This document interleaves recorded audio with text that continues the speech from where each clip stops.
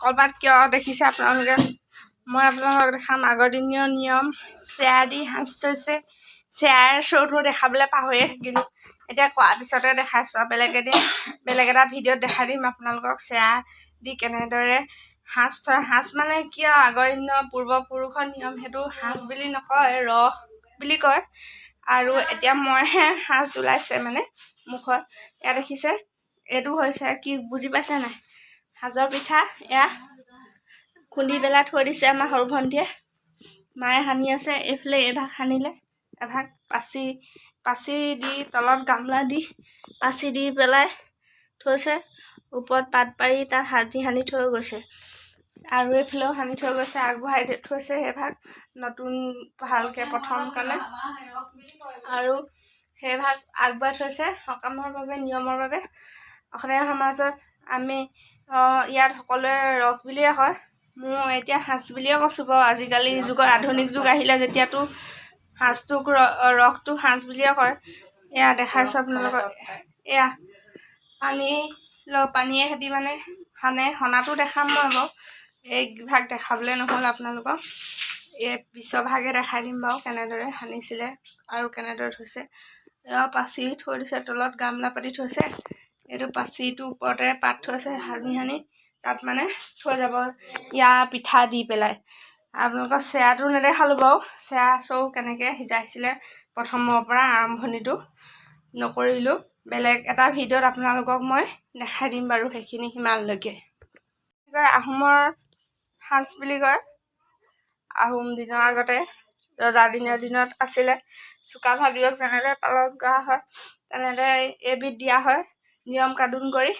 তেনেদৰে আমাৰো আহোমৰ মানে এটা নিয়ম আছে বছৰেকৰ মূৰত এটা নিয়ম কৰে এইবিলাক দি লগত ভাজি দিয়ে আৰু ইয়াত থৈছে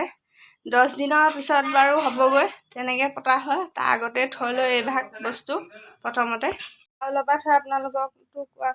কৈ দিছোঁ বাৰু তাকো শুনি লওক বৰা চাউলৰ পৰা থৈ প্ৰথমতে চাউলটো তিয়াই থ'ব লাগিব আঠা থাকিব লাগিব চাউলত বৰা চাউল বুলি ক'লেই নহ'ব অকল আঠাও থাকিব লাগিব লগতে তাৰপৰা বৰা চাউলটো ভালদৰে বাচি কুচি তিয়াই থৈ 3 ঘণ্টামান তিয়াই থৈ পেলাই চেয়া চৌ পাতি দিয়ে যেনেদৰে ভাত বনায় তেনেদৰে বুলিয়ে নহয় বেলেগকৈ পাতে মানে চেয়া চৌটো কলপত্ৰও দি কাটি মেলি সেইটো ভিডিঅ' আপোনালোকক নেক্সট ভিডিঅ'ত মই দেখাই দিম এতিয়া মানে আকৌ সানিবলৈ লৈছে অলপমান আপোনালোকক দেখাই দিছোঁ কেনেদৰে সানে আপোনালোকক দেখাই দিছোঁ এয়া চাই লওক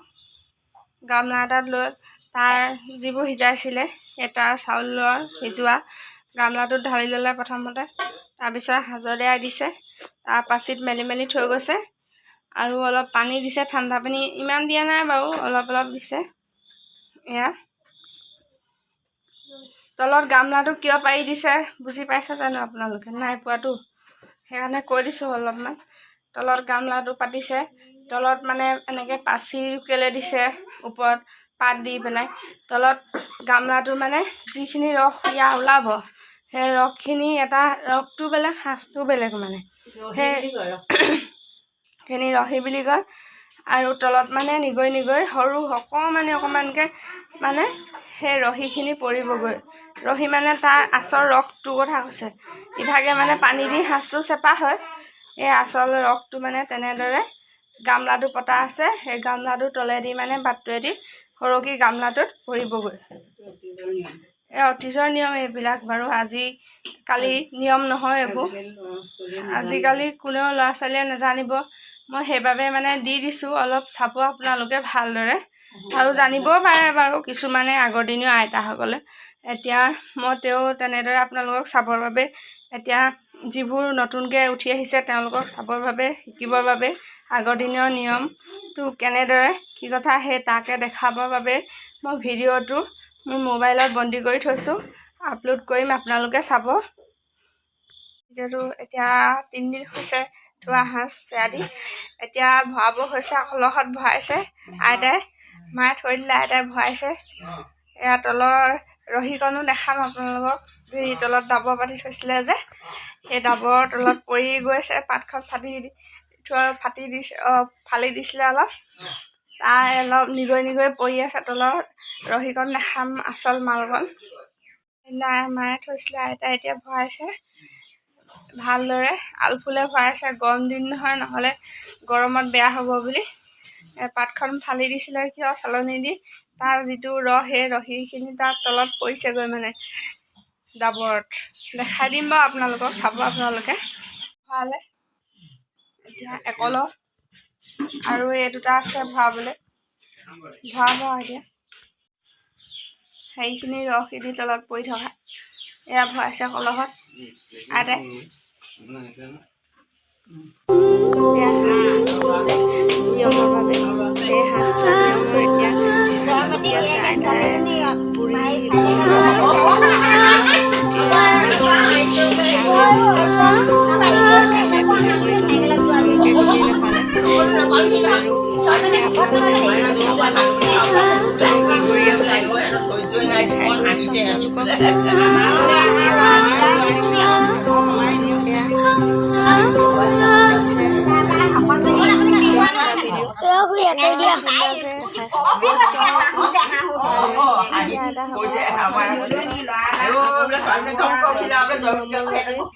সাজ আৰু ভাজি দিব ভকতক, আৰু ভকতকো দিয়া হ'ব, ওচৰ চুবুৰীয়া তেওঁলোকক দিয়া হ'ব। আৰু তেওঁলোকে হাত কুটি আছে, কথাও মাৰি আছে, কথা যিকোনো কথা ওলাই মানুহ নিয়ম কৰি থাকিলে সেয়ে তেওঁলোকে কথা পাতি আছে, কাটিও আছে, কথাও পাতিছে। আপোনালোকে কথা ইমানে পাতিছে, তেওঁলোকে গমেই নাপাইছে যে মই যে এইপিনে ভিডিঅ' কৰি আছোঁ। তেওঁলোকক গম পোৱাহেঁতেন তেওঁলোক মনে মনে থাকিলেহেঁতেন, গম নাপালে যে মনে মনে কৰা হ'ল ভিডিঅ'টো, সেইবাবে তেওঁলোকে গমেই নাপালে। চব শাক কুটি হ'ব আৰু এতিয়া বৰ্তমান শাক কুটি হোৱাৰ পিছত এইফালে ব্ৰইলাৰ এটা ঠিক কৰা হৈছে, এইফালে হাঁহ ঠিক কৰিছে। আৰু নিয়ম ভাগ মানে প্ৰথম বুলন সাজ আৰু চাবুতে দিয়া হয়, প্ৰথমতে ভকতকো দিয়া হয়, আৰু যিসকলে শাক কুটি আছিল তেওঁলোককো দিয়া হ'ল। এতিয়া বাতি সজাই থৈছে, সকলোৱে মুখৰ আগত ল'লেই হ'ল আৰু তেওঁলোকে এইফালে চব তেওঁ বাৰু বহি লৈয়ে আছে এইখিনি। আৰু এইবিলাক হৈছে মায়ে সিজাইছিলে থৈছিলে, সেই তাৰ বস্তুবিলাক এনেদৰে সজাই থোৱা হৈছে। যেতিয়া ভকতে বিচাৰে তেতিয়াই মানে দিব বাবে। এইফালে ভাজি হাঁহ আৰু ব্ৰইলাৰ, কোমোৰা, ৰঙালাও চব মিক্স। এয়া দেখিছে নহয়,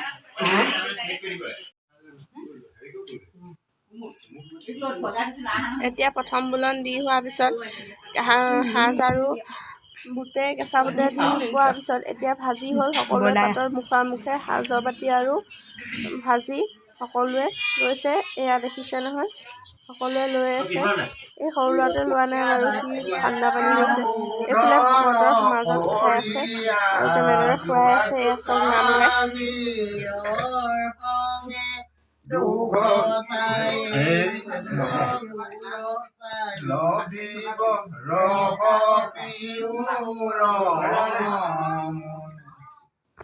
তাৰে কেইবাবিধমান নিয়মৰ